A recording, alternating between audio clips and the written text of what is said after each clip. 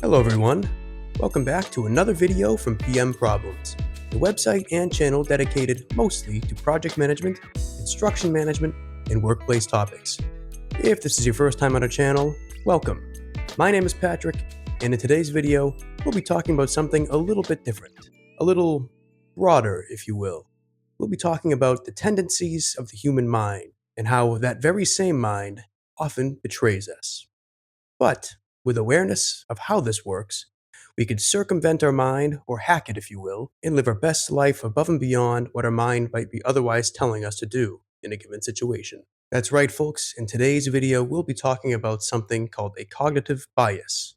Perhaps you've heard of it, but if not, let's give you a definition. A cognitive bias is a tendency for the human mind to analyze, process, and interpret a situation or life in general within a certain framework or belief system that is often contrary to the truth, illogical, and driven by emotions. Now, as you can imagine, cognitive biases can lead us down all sorts of roads we probably don't want to go down. It can lead us to make decisions we otherwise wouldn't, or interpret the world in a way that really is kind of wrong. And oddly enough, we have to use our mind to beat our mind when it comes to avoiding and overcoming these cognitive bias tendencies.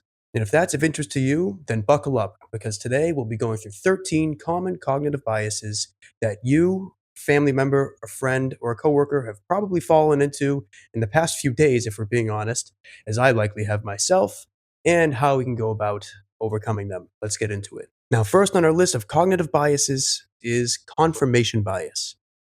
A confirmation bias is the tendency to seek out or favor information that confirms one's existing beliefs. Said another way, we look for the information we want to hear to make sure the things we believe are in fact true. Now, one example of this could be a person that follows a certain diet. Now, that person may believe that the diet they're on works, but they also don't know what their results would be if they weren't on that diet or if they were on a different one. You want to go to Taco Bell? I can't go to Taco Bell. I'm on an all-carb diet. God, Karen, you are so stupid. Yeah, in some cultures, they only eat vomit. But the best way to overcome confirmation bias is to look at data that both supports and argues against what our existing beliefs are. That way, we make sure we have a balanced viewpoint that is based on multiple sources with opposing views, so we can come to our own conclusions. Now, next on our list is anchoring bias.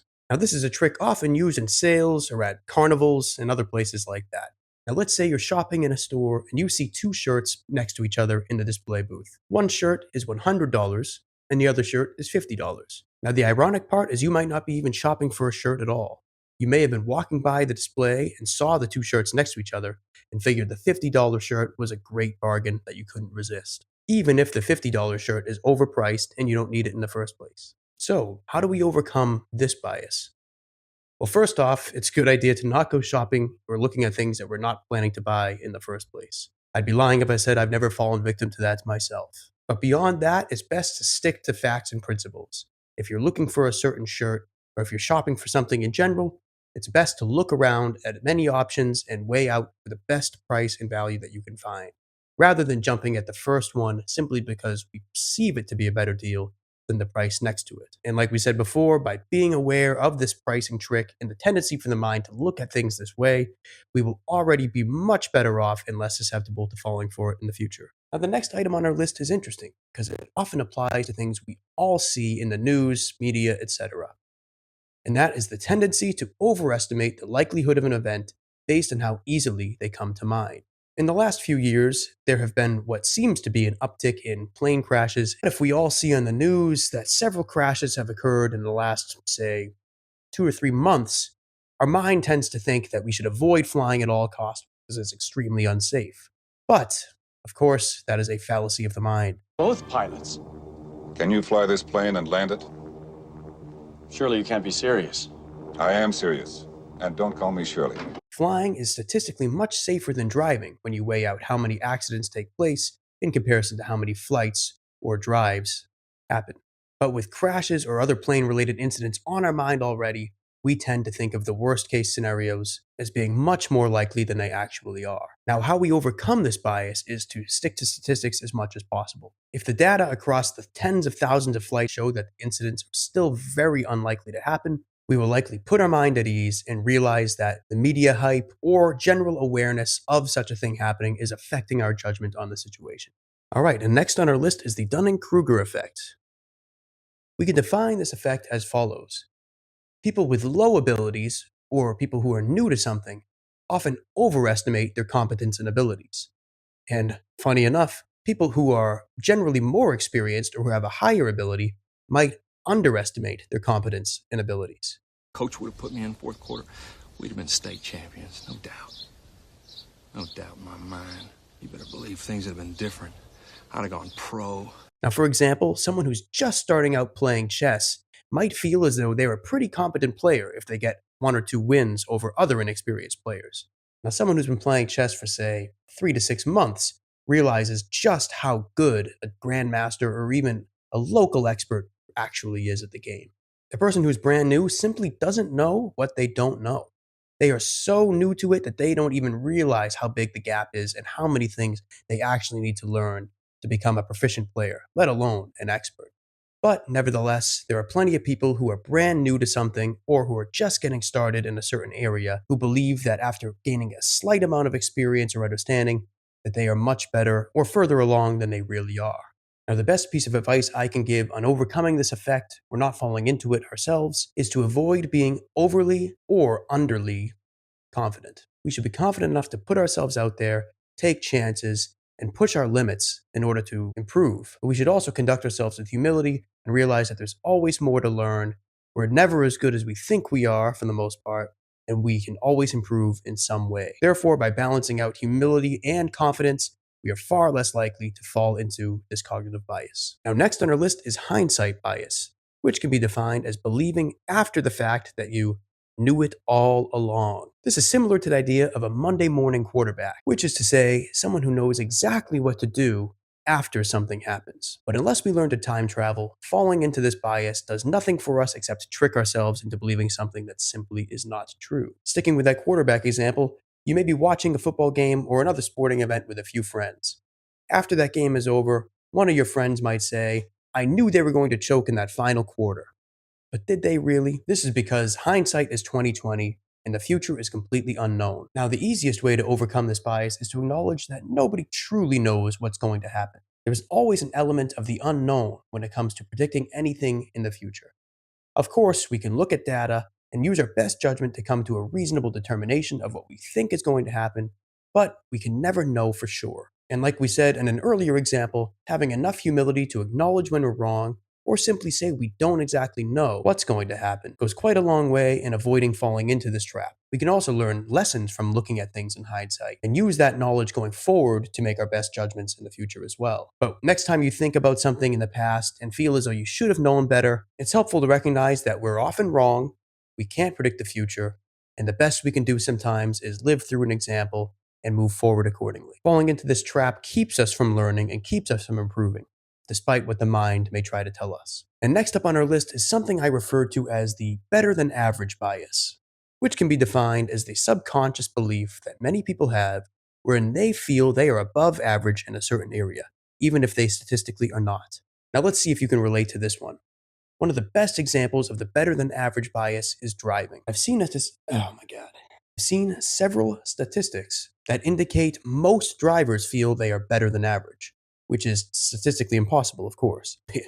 There's simply no way, mathematically or logically, that most people can be better than average at something. It just doesn't make sense. Nevertheless, plenty of us feel that we are above average in many aspects of day-to-day life, where in reality we are probably not. Now, this isn't to be negative and say that we can't improve or become better than average, but we will never do so without acknowledging exactly where we're at and what we need to improve on.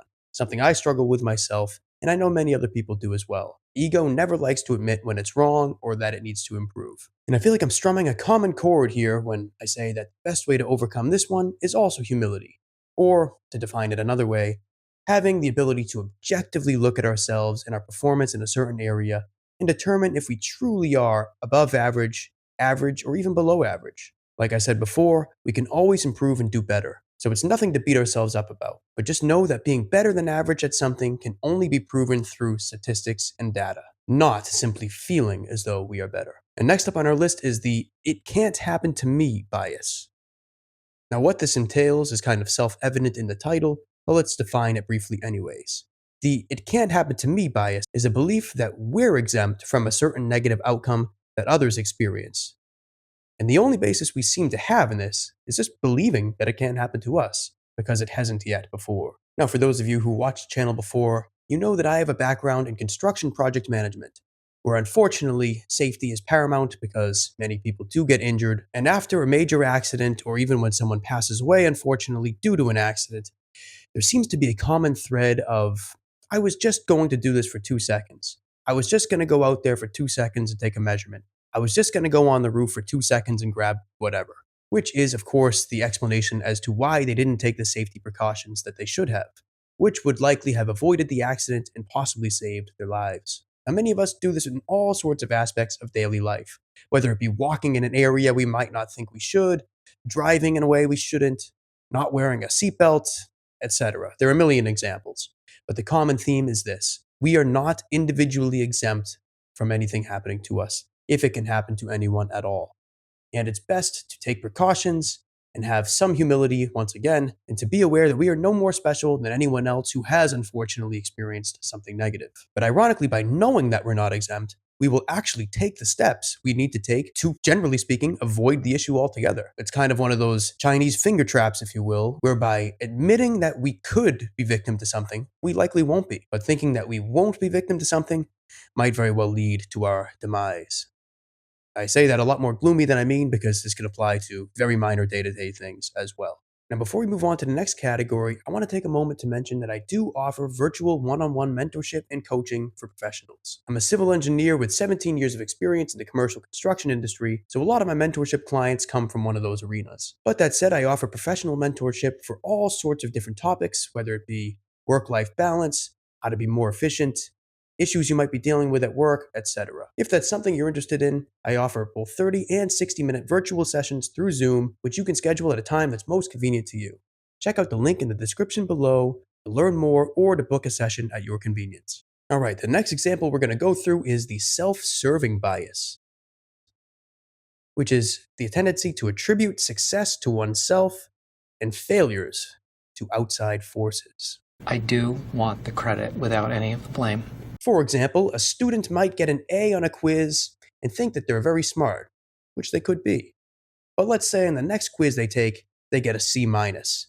In that instance, they might blame it on a bad teacher, or a lack of sleep, too much stress, a problem at home, etc. Now, it's best to take accountability no matter what happens, good or bad. There are always elements of luck in all aspects of life, but ultimately, we are the only ones responsible for ourselves, and self-accountability is paramount. If we're going to take all the credit for our successes, we also have to take the credit for our failures, setbacks, and mistakes, etc. It's not fair to ourselves or to anyone else to take all the credit when things are good and to blame others when things are not. The best antidote to avoiding falling into this cognitive bias is to take accountability for oneself objectively, no matter what happens. Our next example is something known as negativity bias.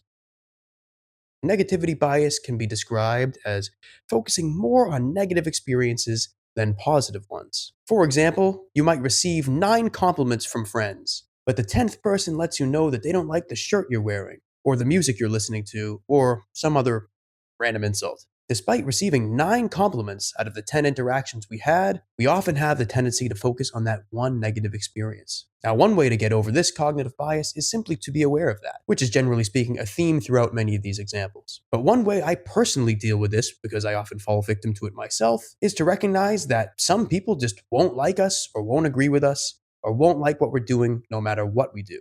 We can't please everybody, and in fairness to them, they have the freedom to express whatever opinions they wish, as do we. By giving people space to think whatever they want, frankly, and to recognize positive feedback or compliments or other good things when we do get it, we will at least keep those negative experiences we have in proportion to all the experiences we have, rather than dwelling on those handful of negative experiences. All right, moving on. The status quo bias. Now, this bias can be defined as preferring things to stay the same and avoiding change.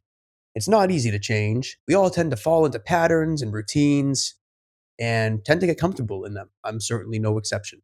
It happens to me all the time, and I, generally speaking, am resistant to change, even though I, of course, make myself do so. For example, if you get a new software at work, employees who have used a different system or another method for many years tend to avoid adopting this new software for a few reasons. Number one, because it's a change, and like we said before, change is uncomfortable, even when it's an improvement. Now, another factor, or at least if I'm being honest with myself here, is I don't want to say laziness per se, but I guess it could be categorized as such, is we don't want to take the time to go through the learning curve to do something different than what we've been doing. When we have to go through a learning curve, we typically go backwards or at least slow down for a short period, even if we drastically improve and get far ahead of where we otherwise would have been in the long run. There's an expression that relates to this that goes something like, we need to slow down in order to speed up.